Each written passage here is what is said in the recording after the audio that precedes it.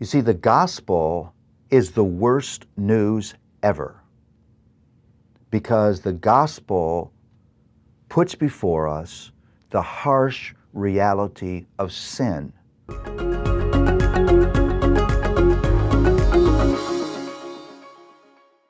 Joel, in very obvious ways, carries forward the logical, the theological structure of the redemptive story. It's organized very clearly in that bad news, good news structure. You see, the gospel is the worst news ever, because the gospel puts before us the harsh reality of sin. And that sin is not just a matter of our environment, it's more prominently a matter of our heart. That's why that bad news devastates me, because I can run from a situation, I can run from a location, I can run from a relationship, but I can't run from me. I've found that whenever I try to run from me, I show up with me at the end of the run. So it doesn't work.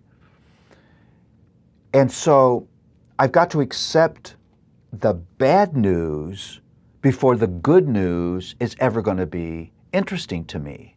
Because it's only when I say, I can't find the solution here, and I can't actually find the solution here, that I begin to look for the solution here. And so you have in Joel a theme of the bad news, the judgment of the law of God, and the theme of the good news, the rescuing grace of God.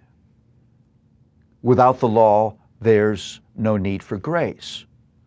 But you cannot ask the law to do what only grace can accomplish. The law does a brilliant job of exposing our sin. The law is a wonderful guide for our lives, but it has no capacity whatsoever to rescue and restore our hearts. So you have to have both of those themes, law, grace, bad news, good news. That's the gospel. You drop either one of those themes, you either have no hope or you have false hope. It's important in a culture.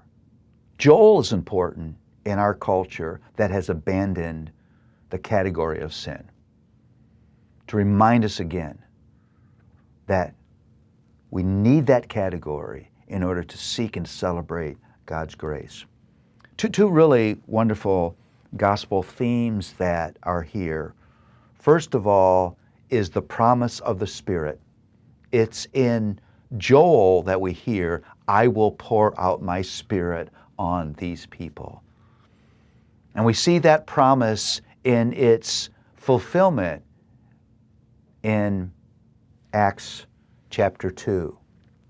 As Peter says, this is happening now in your presence. God has poured out His Spirit into the hearts of His people. God now dwelling in His people now becoming His temple.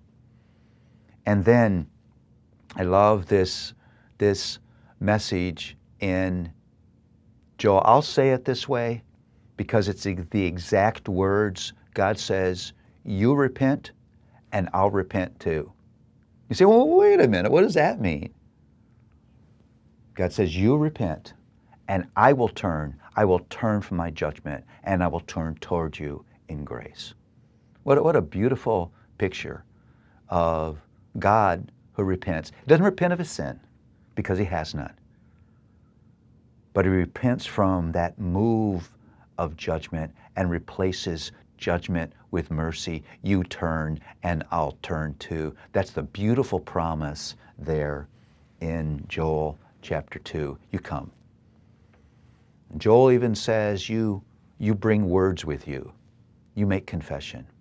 And I will gladly turn And then he says this, and I will bring a blessing. Isn't that beautiful? Not physical blessing, but the blessing of his love, the blessing of his grace, the blessing of his indwelling spirit.